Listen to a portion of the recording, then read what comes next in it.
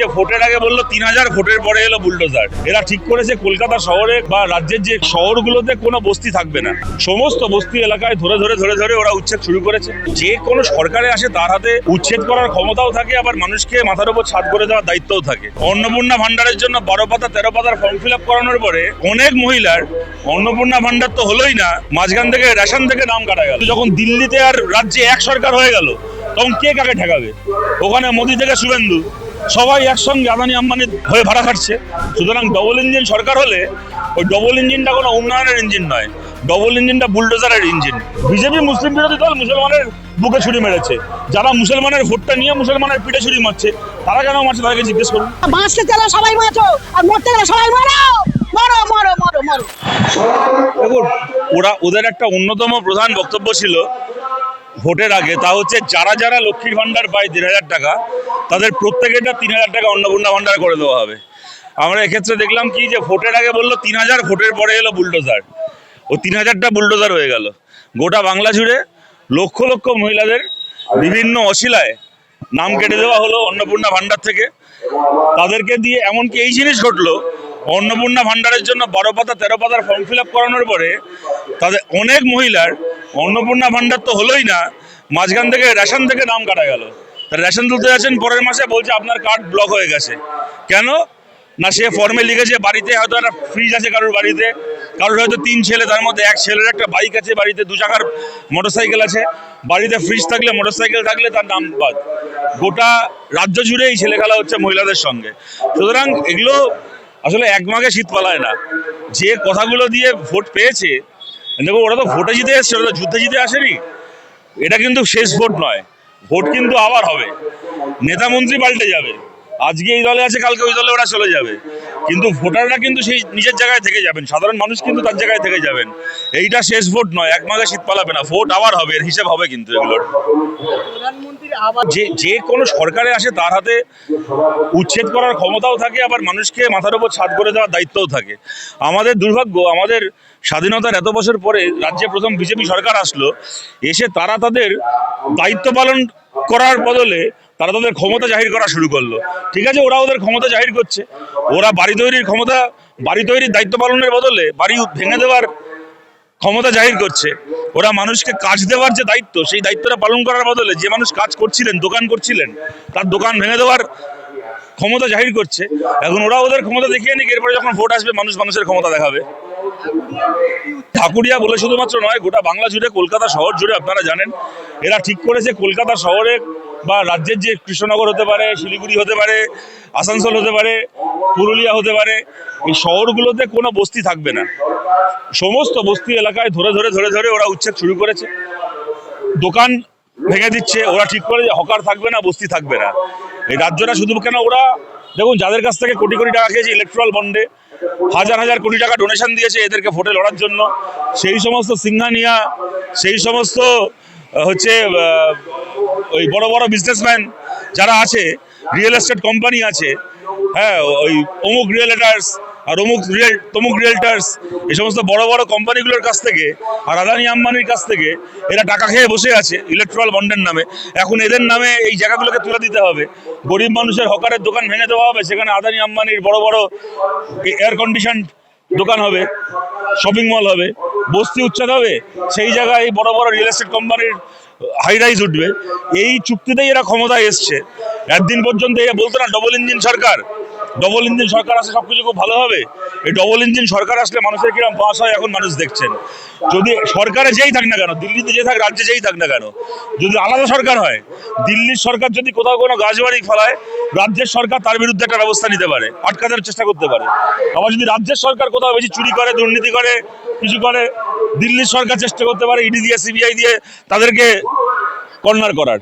কিন্তু যখন দিল্লিতে আর রাজ্যে এক সরকার হয়ে গেল তখন কে কাকে ঠেকাবে? ওখানে মোদি থেকে শুভেন্দু সবাই একসঙ্গে আদানি আম্বানি হয়ে ভাড়া খাটছে। সুতরাং ডবল ইঞ্জিন সরকার হলে ওই ডবল ইঞ্জিনটা কোনো উন্নয়নের ইঞ্জিন নয়, ডবল ইঞ্জিনটা বুলডোজারের ইঞ্জিন। বুলডোজারে মানুষের বাড়িঘর, দোকানপাট ভেঙে দেওয়ার যে বুলডোজার, সেই বুলডোজার এখন একটার বদলে 2টো ইঞ্জিনে চলছে। হ্যাঁ, আগামী 100 বছর যদি খালি টাটা, বিড়লা, গোয়েঙ্কা, আদানি আম্বানি, সিংহানিয়া, ঝুনঝুনওয়ালা এরা ভোট দেয়, তাহলে 100 বছর কেন, 1000 বছর থাকবে। আর যে রমা কৈবর্ত হাসেম শেখের ঘর ভাঙছে, দোকান ভাঙছে, তারা যদি পরের বার ভোট দেয় তাহলে এদের কপালে দুঃখ আছে। দেখুন, এরা বিকাশ ভট্টাচার্য বলেছেন, এটা নিয়ে খুব সম্ভবত নওশাদ সিদ্দিকী দেখা করেছিলেন বিকাশ ভট্টাচার্যের সঙ্গে, ওনারা একটা মামলা করারও পরিকল্পনা করেছেন। আমি জানি না সেই কেস ইতিমধ্যে রেজিস্টার করেছেন কিনা। এইটা নিয়ে আমরা মানুষের কাছে আবেদন করব, ওরা হাজার রকমভাবে প্ররোচনা দেওয়ার চেষ্টা করবে, কিন্তু কেউ কোনো প্ররোচনায় পা দেবেন না। মানুষের ধর্মাচরণের অধিকার, সংবিধানের দেওয়া অধিকার, ভারতের সংবিধান, ভারতের আইন ব্যবস্থা নিশ্চয়ই এটাকে রক্ষা করার জন্য উদ্যোগ নেবেন। আইনের দ্বারস্থ যাদের হওয়ার তারা হয়েছেন। বিজেপি চায় এটাকে একটা উস্কানি দেওয়ার কাজে ব্যবহার করে, এটাকে কেন্দ্র করে যাদের দাঙ্গা লাগে, হাঙ্গামা লাগে, এবং ওরা বলতে পারে যে দেখো ওই শুক্রবারীরা এই করছে, দাড়ি টুপিরা ওই করছে, ওরা এই রাজনীতি করতে চায়। কিন্তু ওই রাজনীতির ট্র্যাপে যেন আমরা কেউ পা না দিই। আইনের পথে যা বিচার হওয়ার, যা সমাধান হওয়ার হবে। বলবো বলুন, এরা যদি সেটিং না করতো, এরা যদি আপনাদের মিডিয়াকে দেখিয়ে দেখিয়ে ডিনার নাও করতো, তাহলেও আমরা জানতাম যে তৃণমূলের লোকগুলোর সঙ্গে বিজেপির বোঝাপড়া আছে। যারা একদিন ধরে এই তৃণমূলের লোকগুলোকে বিজেপি বিরোধী ভেবেছিলেন, যারা তৃণমূলের লোকগুলোকে বিজেপি বিরোধী বলে প্রচার করেছিলেন, তাদেরকে গিয়ে জিজ্ঞেস করুন তারা কি ভাবছেন, তারা কি বলছেন। শুধুমাত্র ওই আবু তাহের আর ওই কি জাফিকুল না কি নাম, ওই জঙ্গিপুরের যে এমপি ইউসুফ পাঠান, হ্যাঁ, তারা হচ্ছে ওই নিজের ধর্মীয় পরিচয় দেখিয়ে যে আমি মুসলমান, সুতরাং আমি বিজেপি বিরোধী, তাই সবাইকে হারিয়ে দাও, মোহাম্মদ সেলিমকে হারিয়ে দাও, অদিত চৌধুরীকে হারিয়ে দাও, আমাদেরকে ভোট দাও। এই ধর্মের নামে রাজনীতি করে এরা মানুষের ভোটটা পেয়েছে। এবার আপনারা দেখতে পাচ্ছেন কি ওই শিব ঠাকুরকে কন্ডম পরানো সায়নী ঘোষ, আর কি ইসলামের নামে ভোট চাওয়া ওই আবু তাহের, সবাই মিলে একসঙ্গে এখন মোদির পায়ে গিয়ে ডাইভ দিয়েছে। সুতরাং আমরাও জানতাম এরা বিজেপির দালাল, যারা জানতো না তারা জানছে। ঘোষিত নীতি, বিজেপি তো ঘোষিতভাবে মুসলমান বিরোধী, ওরা মুসলমানের বুকে ছুরি মারছে, এটাই তো ওদের নীতি। কিন্তু বলুন তো, যারা এতদিন ধরে খুব মুসলমান দরদি সাজলো, তারা কেন মুসলমানের পিঠে ছুরি মারছে? আমরা তো 15 বছর বিরোধী থাকলাম, আমাদের তো অসুবিধা হয়নি, মার খেয়েছি, জেলে গেছি, বাড়িঘর ভাঙচুর হয়েছে, আমাদের কত কমরেডকে খুন হতে হয়েছে, তাও আমরা তো বিজেপির পায়ে ডাইভ দিইনি। আর এরা 15 মিনিট বিরোধী থাকতে পারলো না, তার আগে সবাইকে বিজেপির পায়ে ডাইভ দিতে হলো। বিজেপি মুসলিম বিরোধী দল, মুসলমানের বুকে ছুরি মেরেছে। যারা মুসলমানের ভোটটা নিয়ে মুসলমানের পিঠে ছুরি মারছে, তারা কেন মারছে তাদেরকে জিজ্ঞেস করুন। শুভেন্দু অধিকারকে এই তো সব তুলে দিচ্ছে, সব অসুবিধা হয়ে যাচ্ছে, লোক যাবে কোথায়? হ্যাঁ হ্যাঁ হ্যাঁ হ্যাঁ, আর কি করবো বলো তো, লোকে তো খুব অসুবিধা হচ্ছে না, ঘর বাড়ি সব ভেঙে দিচ্ছে, তারাও বা যাবে কোথায়? ওই সরকারি জায়গা করছে না। হ্যাঁ হ্যাঁ হ্যাঁ হিন্দুদের হ্যাঁ, কোথায় সাহায্য করছে? কিছুই তো পাচ্ছে না। না না, কারোর কাছে ন্যায্য বিচার চাচ্ছি। গরিব লোক সব করে খাচ্ছে, খাবে, গরিব লোকেরা যেখানে থাকবে, এই চাচ্ছি, আর কি চাইবো। আমি এখানে আর 40 বছর আছি। ওই তো আমরা বাস স্ট্যান্ডে ডাব বিক্রি করি, এখানে ঘর আছে। এখন সরকারকে বলতেছি, যাদের গরিব লোকেদের কেড়ে নিচ্ছ আস্থা, তাদের করে খাওয়ার সুযোগ দাও, এই বলবো, আর কি বলবো। মা বলেছিল যে পুজোর আগে পর্যন্ত কোনো উচ্ছেদ হবে না, এখন কি করছে তো জানি না, পুজোর আগে দেবে কি পরে দেবে, ওরাই তো জানে। আমরা কি করবো? যেখানে তো মাথা গুঁজে থাকতে হবে, যেখানে তো মাথা গুঁজে থাকতে হবে।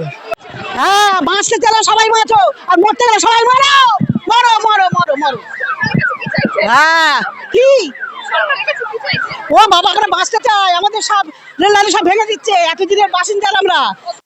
ও বাবা, 70-80 বছর হয়ে গেছে, আরো বেশ মাদেরা বলে, মারা বেঁচে, মারা মরে গেছে, আর আমাদের 70-80 বছর হতে গেল এই লাইনে মানুষরা। ও বাবা, আমাদের বাঁচতে চাই, আমাদের কিছু সাহায্য না করে আমরা কোথায় যেতে হবে? ঘর নিতে নি, কোথায় যাবো? কোথায় যাবো? বাচ্চা কাচ্চা নেই। হ্যাঁ, ও বাবা, লুটিস কিছু দেয়নি না, ওই একটা কাগজ মেরে দিয়ে গেছে না, দরজা একটা কাগজ মেরে দিয়ে গেছে।